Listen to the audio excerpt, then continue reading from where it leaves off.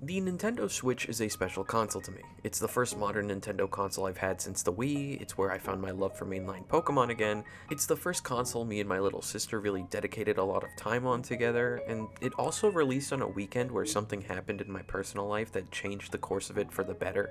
So, I kind of associate the two together despite neither of them really having to do with each other, but my Switch always reminds me of that little weekend in March. So it goes without saying that I've been beyond excited for the Nintendo Switch 2.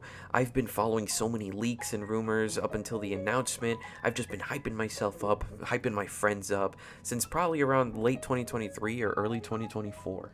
And you have no idea how ecstatic I was when a lot of those things that I followed ended up being confirmed in the first look trailer back in January. You know, it's only now hitting me while saying this that we waited for this direct for exactly 76 days. And at this point, it feels so surreal, but right at the same time, just being at this point. So I wanted to go over this direct, my thoughts on the news that came out during and after the reveal for both the system, the games, the things I was happy to see, the things I'm hopeful for, and some of the concerns I have. Things that you may feel or haven't even considered, probably. First of all, I've loved the look of the console since the first little teaser trailer came out for it. I love how it looks so much cleaner. I love it in handheld mode. I love its little holder on the back. I love the look of the new grips. I do love the dock. I love how it has round edges. And I just want to appreciate the fact that those little connector things on the side of the Switch look perfect. They don't stick out too much. I was afraid that maybe they would jut out a little bit too much from the Switch, and like if you weren't careful, you might accidentally bump into them and they'll snap off. I've always loved how Nintendo was always taking a slow approach to upgrading their hardware, and how now we have a 1080p resolution screen in handheld mode that goes up to 120 frames per second, and the fact that the TV mode can now support up to 4K. I'm not someone who cares too much about visuals in my game. But knowing that some of my older Switch games could possibly run smoother on this console because of how much more powerful it is, it just makes me think this could potentially be just like not only the best way to play these games, but also the way the developers themselves played and also envisioned these experiences to be. But this relates to a topic I want to bring up a little bit later. But going back to the Joy-Con 2s, I am a little bit concerned about the mouse mode. For those that don't know or have yet to see the trailer yourself, the new Joy-Cons are both physically and mechanically different. The Switch 1 Joy-Cons slide into your console, and the bottom of every right-hand Joy-Con has an IR sensor. You might not know about it, because only 11 games in total actually used it. It is such a useless feature. Nintendo made a couple games showing off how it could possibly be used, notably 1-2 Switch on the launch of the console, the Nintendo Labo, which funny enough is not going to be supported on the Switch 2. I think it's because of the lack of an IR sensor now, and Ring Fit Adventure. My biggest concern for the system and its controls is the mouse mode and history repeating itself. Although it's not something I think is that big of a concern.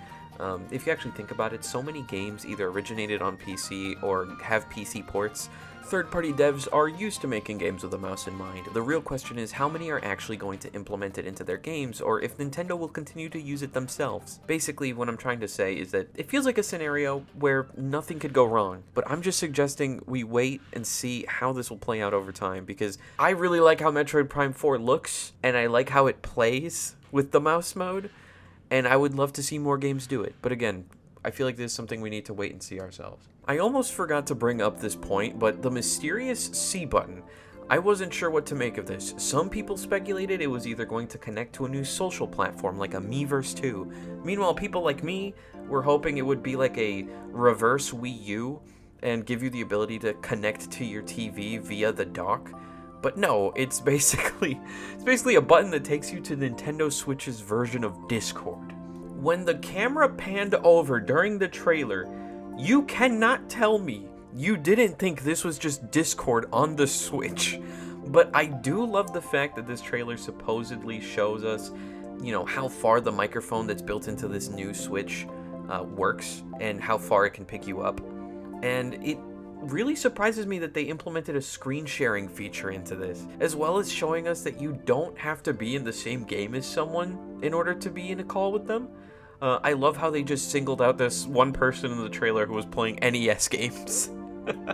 I'm honestly glad that it's just so simple to call people now. The one downside of the first Nintendo Switch voice chat was that it was just not streamlined at all. Before, it was only like limited to a couple games, and it was just so convoluted. When oh my gosh, when Splatoon 2 dropped on the Nintendo Switch, and it was the first game to support it, I mean, look at this crap. Also, Nintendo added 2 USB ports. Obviously, you'd see it as both the dock charging port and the port for playing in handheld more comfortably. But then this camera just came out of thin air. It's meant for the top USB port when you're playing in docked mode, but, you know, that just, it just blew my mind. And this was also in the game chat feature, too. You could just video call people while you're gaming together. It gives you the options of doing a normal face cam when you're in a call, or blending your face in with the background, so like your friends see the gameplay instead of your messy ass room. And in true Nintendo fashion, the camera is also potentially going to be used as a gimmick for some games. The Switch 2 is literally a game console with controllers that turn into computer mice, and now we have the revival of the Xbox 360 Kinect, which coincidentally was the first Nintendo console, or rather, the first non-Nintendo console I ever owned.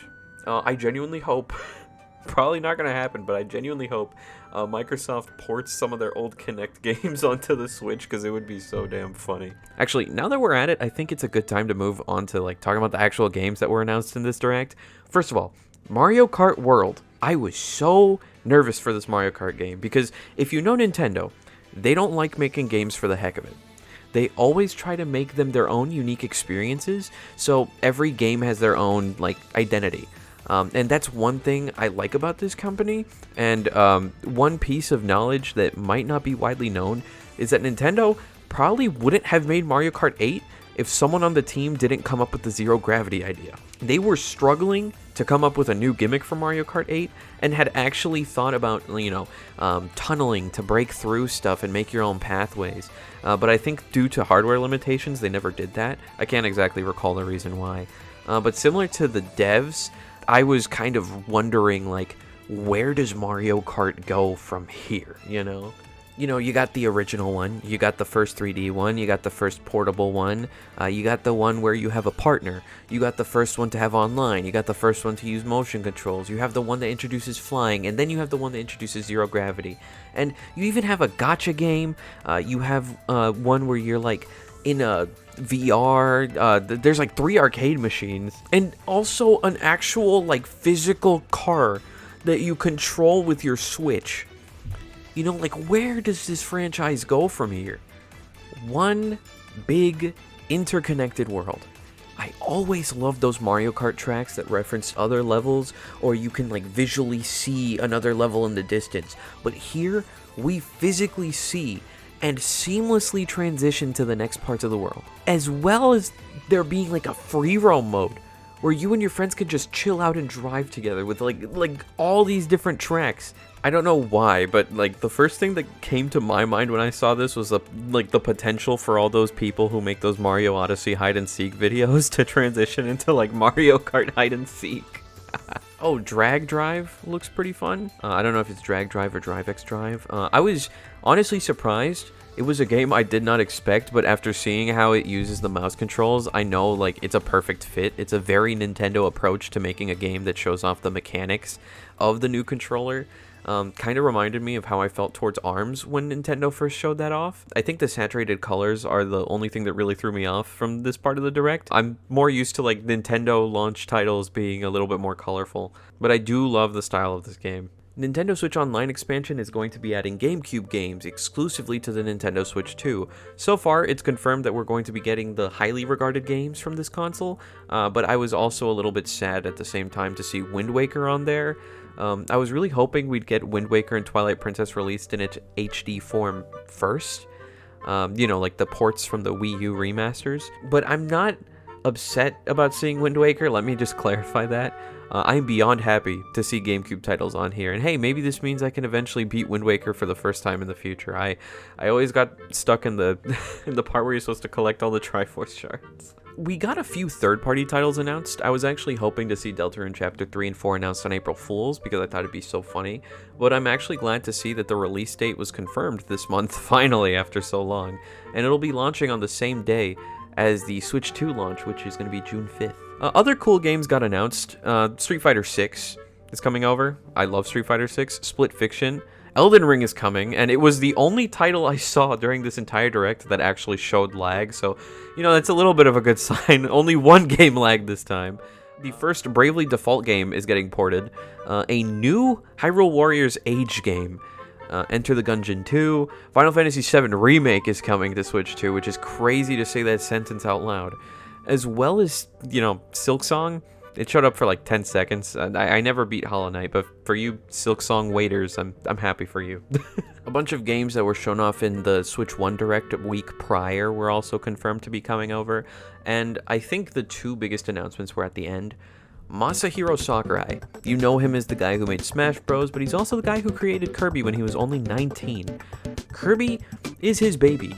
The last game in the Kirby franchise that he ever had a hand in was Kirby Air Ride in 2003. Afterwards, he resigned, and to my knowledge, he has not worked on a Kirby game since then. Now, after 22 years, we find out that he's back and reunited with his son again, working on a new Kirby Air Ride game. And it's a crazy thing to think about now. I thought it would be impossible. Along with just Donkey Kong over here, we knew he was going to be back to his classic design from the Mario Kart teaser, but now he's getting his whole, like a whole new game in a completely different style than we've seen any Donkey Kong game before. He looks like he's perfect for this action platformer over here. Not sure if like, you know, the levels are going to be open world or like just like point A to point B. He now has the ability to tunnel down and create paths like a mole. I always love stylized graphics more than realistic graphics, and I'm just eating up these animations. This is what I've been wanting for so long from Nintendo, just a game like this. Now, I've spoken really highly about the Switch 2 up to this point, and I mean, I'm happy to see a lot of things I wanted, but I think it's time we talk about the most controversial thing. The price. Nintendo has always been known to be the cheaper option due to their low power systems, and what they lack in graphic quality they make up for with the quality of their gameplay and willingness to experiment with innovative ideas. But now Nintendo has that strength and ability to make graphically better games. Apparently it's as strong as a PS4, but I'm not sure if there's any proof of that yet. Nintendo's never been in any sort of race against Microsoft or Sony, but possibly due to this console catching up to them in terms of console strength, Nintendo seems to have made this their most expensive console, being the same price as a Xbox Series X and base PS5 during their launch. Now, I'm not saying Nintendo is doing this to compete with Sony or Microsoft, I'm just saying I think it coincidentally just looks like it. Now, technically the console is $450, but if you want the new Mario Kart game on launch, it'd be smarter to buy the $500 bundle, because if you buy the game with the bundle, it'll technically be cheaper. By itself, it looks like first-party games are going to be $80 moving forward, because Mario Kart on its own is $80. And on that note, you know how physical games are usually cheaper than digital games? Nintendo seems to have flipped that. The digital games are going to be cheaper than the physical ones. At least until, like, Walmart has a sale or something. I don't even know. And don't even get me started on the accessories. $80 Pro Controller, $90 Joy-Cons, $12 straps, $35 grip. The one from the Switch 1 was like $12, and even that's too pricey for a piece of plastic. And this, oh my goodness, if you want the camera, that's $50, dude. Oh, and I hope you never need to replace the dock, because that is $100. Well, okay, $100 dock does kind of make sense, actually. I think the one reason for that is because it actually has a built-in fan for the 4K mode, so I guess the $100 dock is kind of justified, but still, it's all just so pricey. And that honestly makes me sad. And I mean, you can say like, oh, you're just sad because you're poor. And like, yeah, I am. Like I said, Nintendo is no longer the cheapest option. Someone like me isn't lucky enough to afford something like this on launch. And I possibly won't be getting this until like way in the future, you know? I just finished my college requirements for graduation right now, and, I need to be focusing on supporting myself and my family. The first Switch came out when I was in 8th grade, but now I'm an adult. I can't just carelessly spend my money on whatever I want.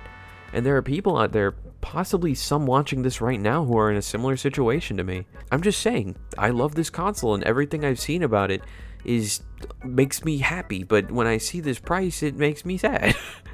I'm possibly just not going to get this console until more than a year has passed. On a somewhat similar note to what I said before, I would like to thank everyone who's come by and watched and enjoyed my videos of me just talking about games I grew up with and my memories tied to them. It always makes me happy knowing there's at least one person willing to listen, and I am beyond grateful that I finally got to 3,100 subscribers.